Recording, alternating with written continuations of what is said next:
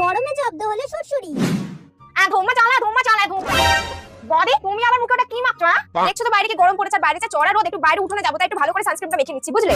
বাবা ঢং, এখান থেকে একটুখানি বাইরে যাবে, তার জন্য সানস্ক্রিন মারতে হয় নাকি? যত সব। আর গরম পড়েছে তো কি হচ্ছে? এই গরমেও দেখো আমি সেজে গুজে কি সুন্দর ছেলে পটাতে যাচ্ছি। গরমে পাগল হয়ে যাচ্ছে নাকি আবার ছেলে পটাতে যাচ্ছে?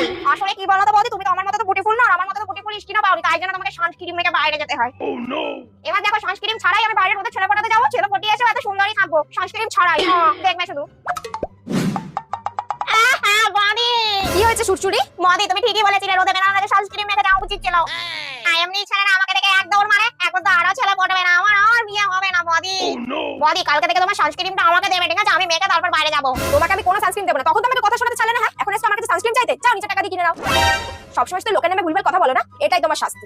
আমার বুটি পুলিশ কিন্তু এমন হয়ে গেছে বলে যে যা পাচ্ছে বলে দিচ্ছে তো, আমি সবাইকে দেখা নেবো আমার নাম সুরসুরি বুটি কুইন।